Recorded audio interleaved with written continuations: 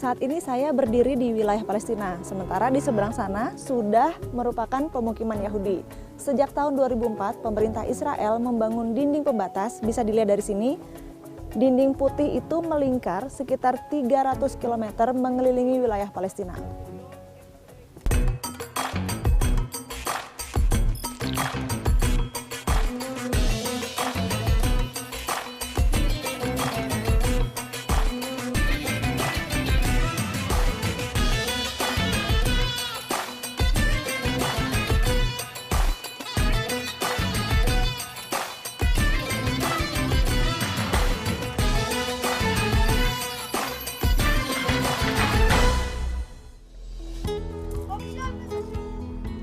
Tepi barat Palestina adalah wilayah yang subur.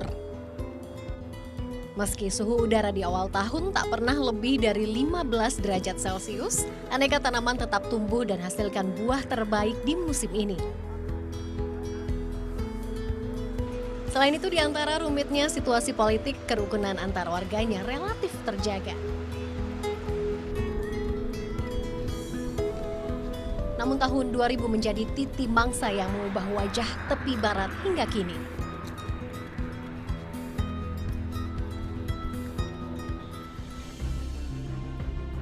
Pasang surut konflik antara Palestina dengan Israel kembali memanas kala politisi Israel Ariel Sharon mengunjungi kompleks Masjid Al-Aqsa tahun itu.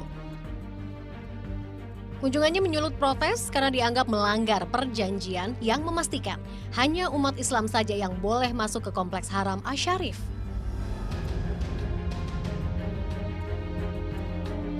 Gerakan intifada kedua pun meletus.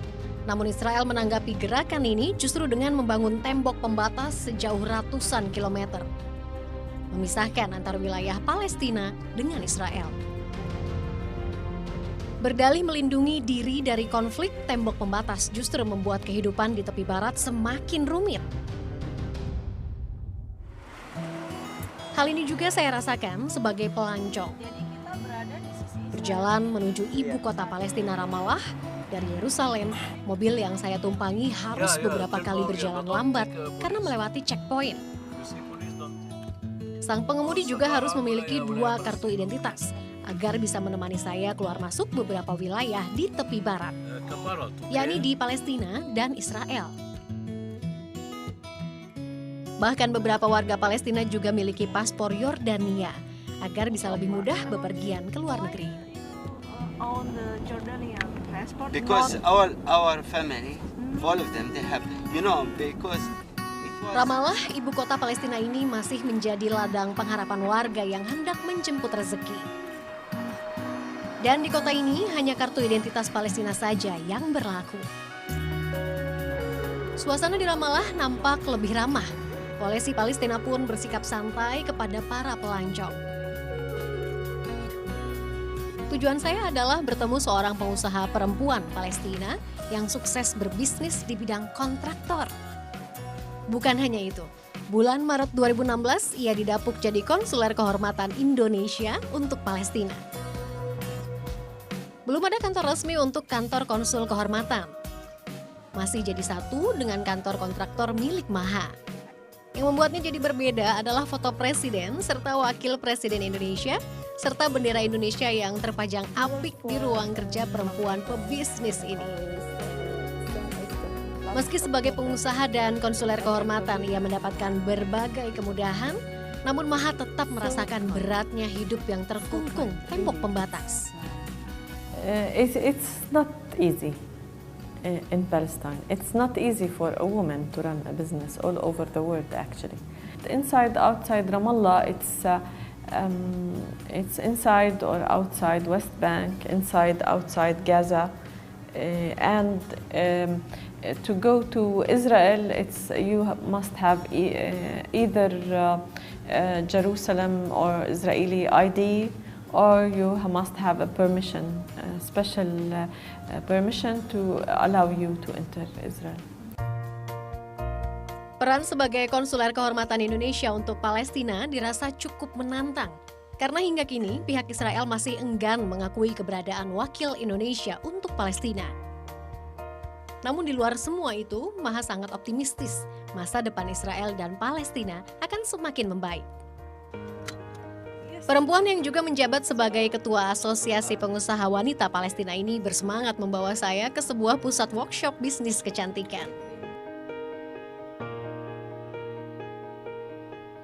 Bukan bisnis semata, semua hasil kerajinan dan produk di tempat ini dibuat oleh perempuan-perempuan Palestina. Mulai dari produk kecantikan dari minyak zaitun, gelang, dan kalung mote, hingga boneka kain. Boneka kain di workshop ini dibuat oleh perempuan Palestina yang tinggal di pengungsian. Kostum yang dibuat untuk boneka pun beragam, mulai dari baju adat hingga baju sekolah. Halo, my name is Mrs. Maha. Zina. Zina, okay. My name is Zina and my name is Yasmin.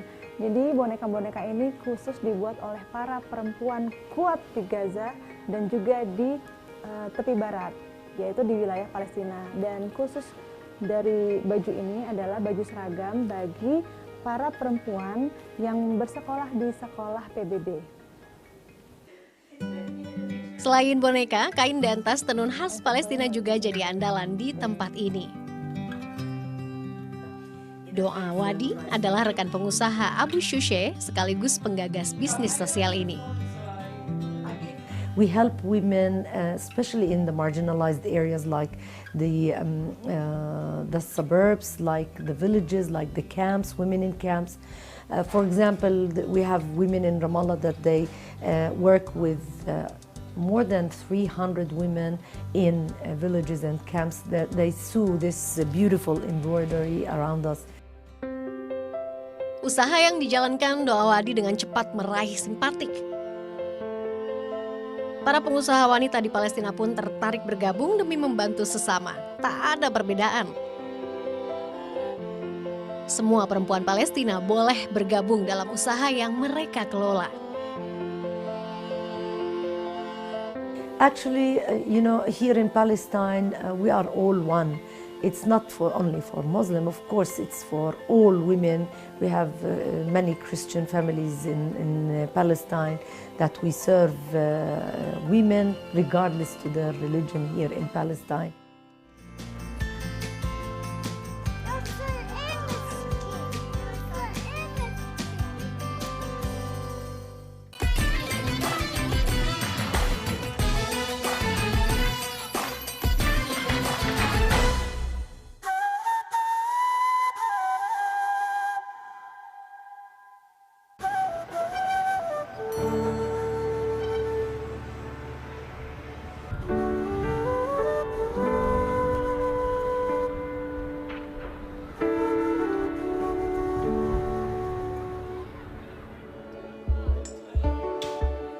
Pembangunan tembok pembatas antara Israel dan Palestina membawa perubahan di semua wilayah, termasuk Bethlehem. Bethlehem atau Baitul Ham dalam bahasa Arab bermakna rumah roti. Terletak di tepi barat, kota ini berada dalam wilayah pemerintahan Palestina, sekitar 10 km dari kota tua Yerusalem. Pagi hari di kota ini tak lengkap tanpa sekerat manisan khas Palestina, kanafeh. Manisan yang ditaburi kacang Arab ini dihargai 1 shekel atau sekitar Rp3.600 per potongnya.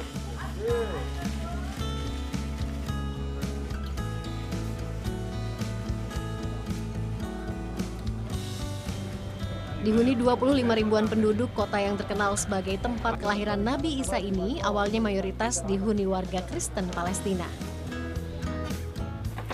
Namun sejak pecah perang Arab-Israel, warga Muslim Palestina dari Hebron banyak yang mengungsi ke wilayah ini.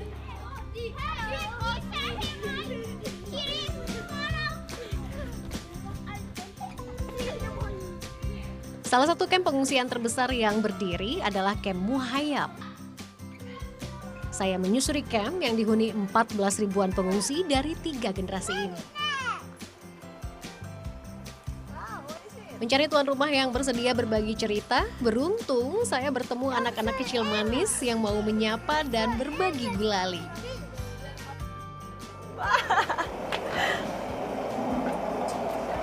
Jadi anak-anak ini adalah anak-anak di wilayah pengungsian yang berada di Bethlehem. Dan saya akan mencoba untuk masuk berbincang dengan orang tua mereka. Can I go in?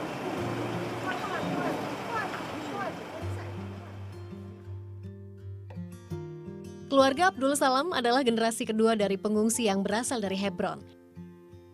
Mereka kini tinggal bersama dalam rumah yang disediakan khusus bagi para pengungsi.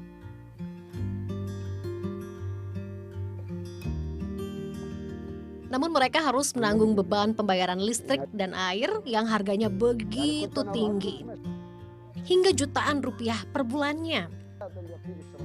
Bantuan bahan makanan pokok yang sebelumnya dipasok Perserikatan Bangsa-Bangsa berhenti sejak tahun 2004. Padahal sejak tahun itu pula, Abdul Salam kehilangan pekerjaan akibat pembangunan tembok pembatas antara Palestina dan Israel menyulitkannya mencari nafkah. الدخل الذي أحصل عليه غير كافي للعائلة. غير كافي نعم. في ديون وفي الوضع والحياة صعبة بالنسبة للكهرباء وللناس الوضع كل شيء غالي والوضع غالي والأشياء غالية. Tembok pembatas membuat para pengungsi yang tak miliki kartu pengenal Israel tidak bisa bepergian bebas. Pekerjaan yang bisa dilakoni pun terbatas. Akibatnya hanya 10% dari pengungsi di tempat ini yang memiliki pekerjaan tetap. Selain itu, mereka pun tak lagi bisa beribadah ke Masjid Al-Aqsa. هذه الشغلة الوحيدة اللي احنا ما بنقدر نتحصل عليها وانا صدقني ببكي على ركعتين في الاقصى ونصلي في الاقصى ونصلي الاقصى ومش قادرين نصل ولا قادرين ندخل من الوضع ومن اللي احنا فيه الواحد من جوا قلبه مجروح وحالته حاله احنا الوضع مزري على الاخير بالنسبة للصلاة وبالنسبة للاقصى وبالنسبة للوضع وبالنسبة للحال اللي احنا فيه وبالنسبة اللي احنا بنشوفه غير ربنا من سبحانه وتعالى من فوق هو ربنا اللي بغير وربنا سبحانه وتعالى هو اللي متصرف.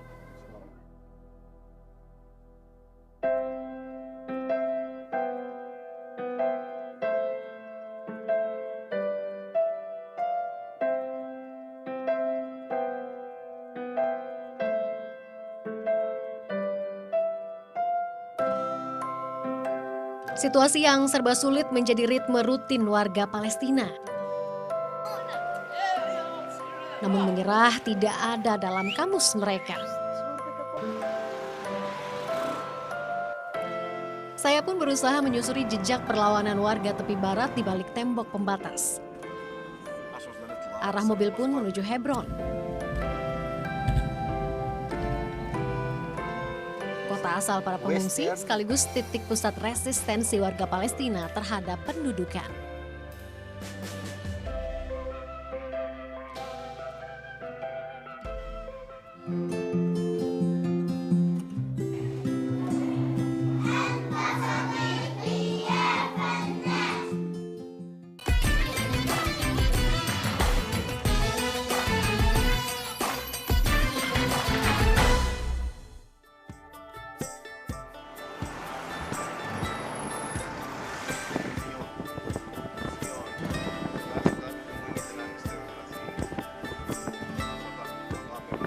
Beit Omar terletak 7 km dari pusat kota Hebron. Wilayah ini dianggap sebagai pintu keluar masuk para aktivis dari dan menuju Hebron. Karena itu, otoritas Israel menjaga ketat wilayah ini. Bukan tanpa alasan, di kota kecil inilah lahir banyak pejuang Palestina yang menjadi mesin penggerak intifada.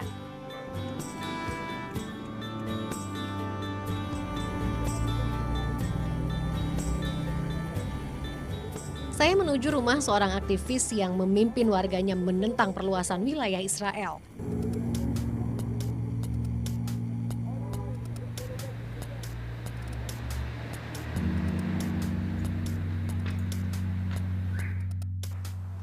Kediamannya terletak di lantai 2 sebuah perumahan sederhana.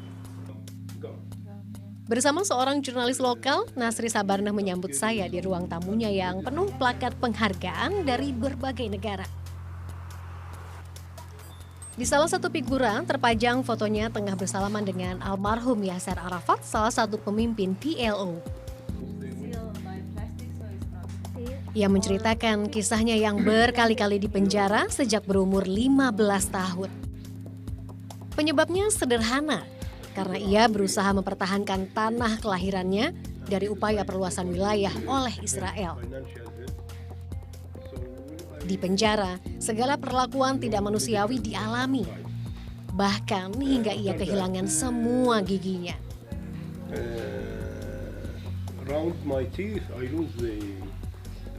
Namun semangatnya tak pernah pudar. Semangat Nasri melawan pendudukan Israel jadi motor penggerak warga Beit Omar. Karenanya di tahun 1997 ia didapuk warga untuk mencalonkan diri menjadi wali kota. Dan benar saja, 2 periode berturut-turut ia terpilih lewat jalur demokrasi.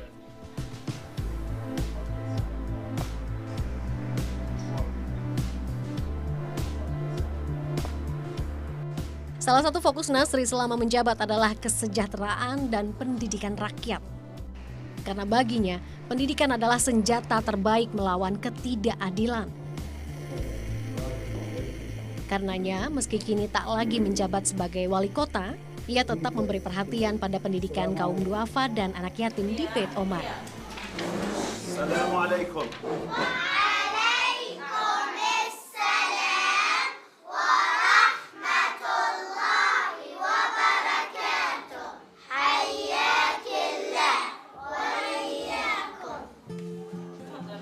Anak-anak di sini tetap semangat belajar di tengah keterbatasan.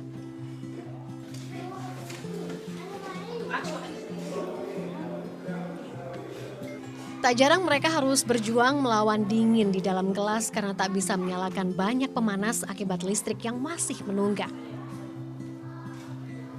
Namun itu tak menciutkan semangat mereka.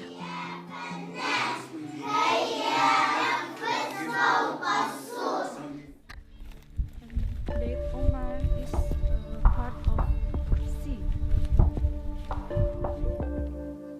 Nasri lantas mengajak saya menuju sebuah tempat di mana tembok pembatas menjadi penghalang komunikasi. Kawat berduri menjadi penanda terpisahnya 2 wilayah. Sebuah pos pengawas terlihat berada di ujung perbatasan wilayah pendudukan.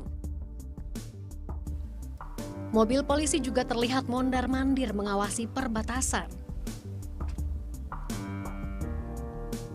Dan tepat di balik kawat berduri, terdapat hamparan kebun yang seharusnya bisa ditanami pohon anggur. Namun sudah lama kebun milik Nasri ini terbengkalai. Tiap kali hendak menanam, petugas keamanan kerap menakuti Nasri dengan menembakkan peluru asap. Selongsongnya masih tertinggal hingga kini. Namun Nasri tak gentar. Ia tetap mempertahankan ladangnya dan tak bergeming oleh bujukan menjual lahan kepada pihak Israel.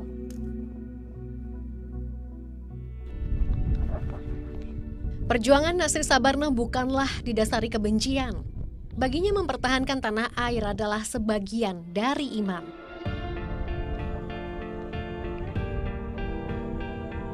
Karenanya perbedaan agama tidak menjadi masalah selama bersama-sama berdiri menentang pendudukan. In Palestine, we suffer from the behavior of the soldiers and the settlers. When I say we, means Israeli, Palestinians, Muslims, Christians, and even Palestinian Jews. It is not strange. I don't know if it is strange to you, but for me as a Palestinian, we have brothers. Bukan perang yang diinginkan. Warga Beit Omar hanya inginkan hak terhadap tanah yang mereka miliki. Hanya berbekal semangat dan persatuan, mereka tetap menghadapi penggusuran dari pemerintah Israel, meski taruhannya harta hingga nyawa. Bagi Nasri dan warga Beit Umar, kehilangan harta demi mempertahankan tanah air bukanlah kerugian.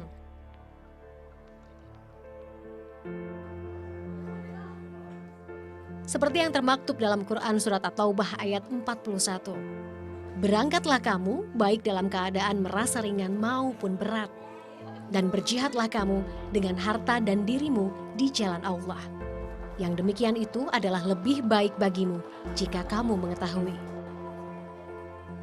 Maha benar Allah dengan segala firman-Nya.